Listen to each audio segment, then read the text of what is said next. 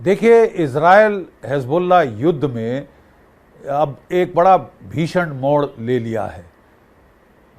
पहले इज़राइल की तवज्जो पूरी हमास के ऊपर थी।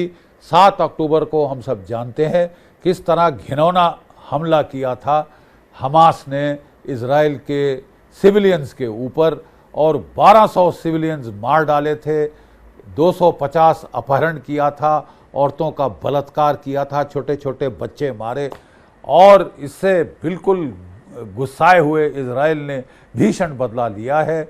आज कोई इमारत होगी गाज़ा के अंदर जो खड़ी है, पहले एयरफोर्स से पलटवार किया, उसके पश्चात उसने ग्राउंड अटैक्स किए और नॉर्थ से साउथ खदेड़ता हुआ वो गया। लोगों की पॉपुलेशन को बोलता गया कि रिफ्यूजी कैंप्स में शिफ्ट करें, और उसके बाद जहां भी सर उठाया हमास के आर्म्ड गैंग्स ने, उनको उसने वहां पे भीषण पलटवार किया है। कोई 40,000 से ज़्यादा फ़िलिस्तीनी इन हमलों में मारे गए हैं। ज़्यादातर उनकी टॉप लीडरशिप खलास कर दी है। ये ख़त्म करके फिर इज़राइल ने अपना सेंटर ऑफ ग्रेविटी गाज़ा से शिफ्ट कर कर लेबनान बॉर्डर पर हिज़्बुल्लाह के बरखिलाफ ले आया। अपने तमाम युद्धों में इज़राइल तकरीबन यही जो है टेक्निक फॉलो करता है। उस पर 2, 3, 4 देश जब मिलके हमला करते थे तो वो प्रायोरिटाइज करके एक एक करके उनको धूल चटाता था। जैसे कि 1967 के युद्ध में पहले उसने सीरिया को और इजिप्ट जो सबसे ताकतवर थे उनको सॉर्ट आउट किया, फिर जाके इराक और जॉर्डन की तरफ वो मुड़ा। और इस युद्ध में भी वो पहले तो अटकल लगाई जा रही थी कि इज़राइल सबसे ख़तरनाक दुश्मन हिज़्बुल्लाह को समझता है। वो चाह रहा था कि वो हमास के साथ कोई संधि कर ले, हमास का इस्तेमाल करे पैलेस्टीनियन लिबरेशन ऑर्गेनाइजेशन के बरखिलाफ वगैरह, लेकिन हमास ने बड़ा भीषण धोखा दिया इज़राइल को, और जो हुआ 7 अक्टूबर को दुनिया जानती है। तो अब जो है, पहले भी इज़राइल की फोकस हिज़्बुल्लाह की तरफ थी, फिर वो पूर्ण रूप से हमास की तरफ ले गया, अब वापस वो हिज़्बुल्लाह की तरफ ले आया है। जब हमास ने हमला किया इज़राइल पर, तो हिज़्बुल्लाह ने लिमिटेड फायरिंग करनी शुरू करी रॉकेट्स की इज़राइल के अंदर, और ख़ासतर जो बॉर्डर बेल्ट थी जिसमें 2-3 मंजिला के मकान थे, वहाँ से वो एंटी टैंक गाइडेड मिसाइल्स जिनकी की 7 से 10 किलोमीटर की रेंज है, वो बॉर्डर बेल्ट से फायर करना शुरू कर दिया। इज़राइल को मजबूरन अपने 60 से 70 हज़ार नागरिक नॉर्दर्न इज़राइल से हटाने पड़े, और वो रेफ्यूजी बन गए बाकी इज़राइल में, सूट केसेस में से बेचारे तब से 1 साल हो गया वो रहने को मजबूर हो गए।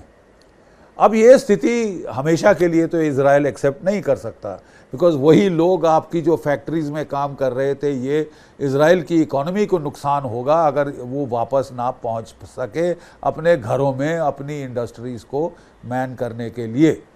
तो ये जाहिर था कि कभी ना कभी इज़राइल अपना हमास ऑपरेशन ख़त्म करके हिज़्बुल्लाह के ऊपर पलटवार करेगा। कोई भी देश की अपने ऊपर लगातार रॉकेट अटैक्स कब तक बर्दाश्त कर सकता है, और ख़ासतर नेतन्याहू ने तो बिल्कुल क्लियर कर दिया कि मेरा प्राइम ऑब्जेक्टिव है कि मैं 60 से 70 हज़ार जो मेरे नागरिक जो बेघर हो गए हैं, जिनको घरों से बेघर किया गया है, उनको मैं वापस नॉर्दर्न इज़राइल में पहुंचा कर ही दम लूँगा, और इसके लिए अनिवार्य है कि जो बॉर्डर बेल्ट है हम उसको क्लियर करें। तो इज़राइल ने पहले कोशिश ये थी कि इसको इंटेलिजेंस ऑपरेशन से और एयर पावर के इस्तेमाल से अपना मुद्दा हासिल करे, ग्राउंड इन्वेजन ना करना पड़े। याद रहे, हिज़्बुल्लाह कोई छोटा मोटा दुश्मन नहीं है, उसके पास 1,50,000 से ज़्यादा rockets, missiles, tactical ballistic missiles इत्यादि हैं।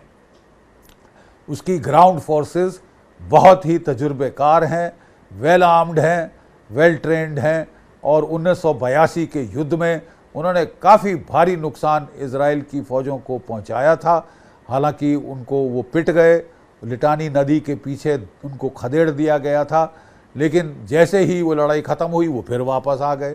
2006 में इजराइल को फिर 6 दिन का एक युद्ध करना पड़ा ताबड़तोड़, और फिर उसके बाद कुछ देर वो रहे, कुछ साल, अब वो फिर वापस अपने लेबनान बॉर्डर तक आ गए हैं।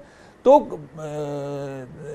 यानी इजराइल के पास अब कोई विकल्प नहीं कि वो जो बॉर्डर पे आ गए हैं वहाँ से रॉकेट पे रॉकेट फायर किए जा रहे हैं, उनको वो खदेड़े, उनको वो पीछे करे। इजराइल ने हमास का ऑपरेशन ख़त्म करके अपनी नॉर्दर्न कमांड में अपने सारे मेरकावा टैंक्स वगैरह कॉन्सेंट्रेट कर दिए हैं।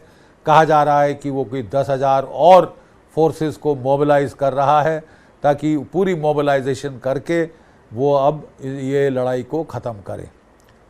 जो इसमें थोड़ी अड़चनें आ रही हैं वो ये कि अमेरिका नहीं चाहता कि ये लड़ाई एस्केलेट हो, फुल स्केल वॉर बन जाए, इसलिए उसने बहुत मना किया, बहुत दबाव डाला इजराइल पे। लेकिन इजराइल ने साफ कर दिया, साहब हम अपने लोगों को घर से बेघर नहीं रख सकते। 60-70 हज़ार नागरिक हमारे नॉर्दर्न इजराइल से हमेशा के लिए आउट नहीं हो सकते, तो हमको कुछ करना ही पड़ेगा। और अमेरिका के दबाव के बावजूद उसने इंटेलिजेंस और एयर अटैक्स इंटेंसिफाई कर दिए। 17 सितंबर से ये हमलों काउंटर अटैक्स का दौर शुरू हो गया। 17 सितंबर को इजराइल ने जो है, इजराइल की मोसाद ने एक हंगेरियन शेल कंपनी बनाई थी, जिसके ज़रिए उन्होंने, देखिए हैरत की बात है, कोई ताइवान में बने पेजर और वॉकी टॉकी हिजबुल्लाह को सप्लाई किए थे, हिजबुल्लाह को सप्लाई किए।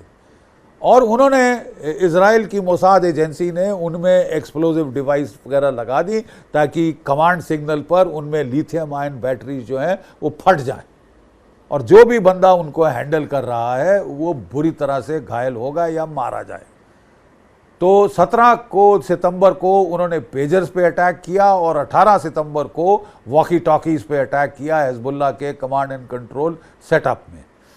कहा जा रहा है कि 35 हिजबुल्लाह के कमांडर मारे गए और कोई 3000 घायल हुए, उनकी आंखें उड़ गई, उनके आधे चेहरे उड़ गए और हक्का बक्का रह गए वो लोग इस हमले से। इजराइल का क्लेम है कि उसने डिसरप्ट कर दी उनकी कमांड एंड कंट्रोल की चेन।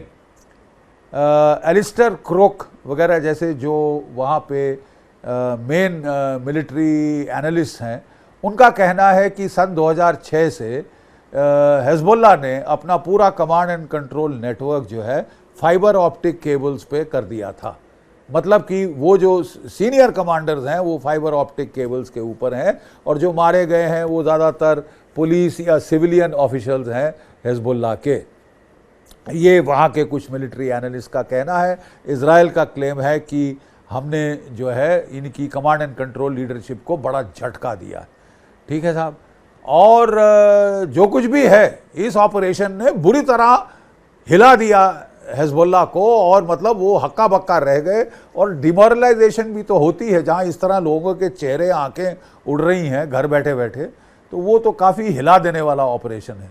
उसके बाद इजराइल ने ताबड़तोड़ हवाई हमले, एयर अटैक्स किए हैं अपने रामोन एयरबेस से। उसका 501, 505, 506 F-16 स्क्वाड्रन्स लगातार बमबारी कर रहे हैं लेबनान के अंदर, जो बॉर्डर के ऊपर, जो कि बेका वैली है उसमें, और बेरूट जो राजधानी है वहाँ तक।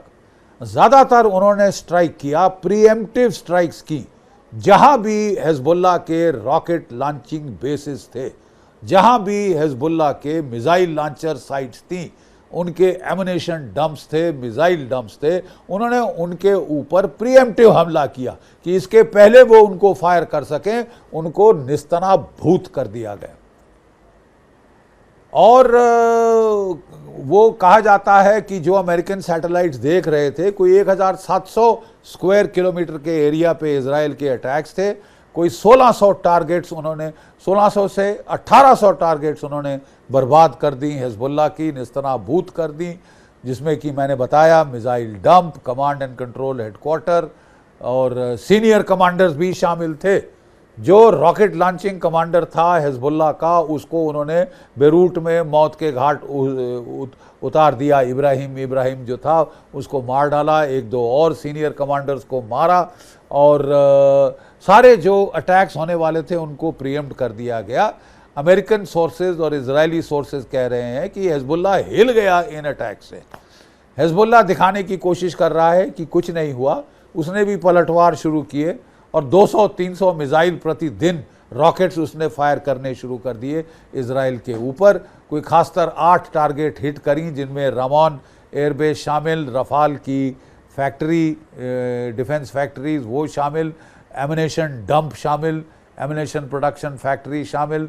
और फिर उसने जो है एक बैलिस्टिक मिसाइल से, क्वाडर बैलिस्टिक मिसाइल से, जो 2000 किलोमीटर रेंज है, 800 किलोग्राम पेलोड है, तल अवीव पे हमला किया, राजधानी पे हमला किया, जहाँ पे वो कह रहा था कि हमने मोसाद के हेडक्वार्टर को टारगेट किया है। उसका कहना था कि हमने केवल मिलिट्री टारगेट स्ट्राइक करी हैं, हमने आम जनता के ऊपर हमले नहीं किए। वो ग्लोबल सिंपैथी हासिल करना चाहते हैं इन क्लेम से कि हम केवल मिलिट्री टारगेट्स हिट कर रहे हैं और हम सिविलियंस को नहीं मार रहे। देखिए इजराइल सिविलियंस को मार रहा है, 40,000 सिविलियन मारे हैं गाज़ा में, और कोई 750 के ऊपर सिविलियन मारे जा चुके हैं लेबनान के ऊपर, सिविलियंस और हिजबुल्लाह के ऑपरेटिव्स।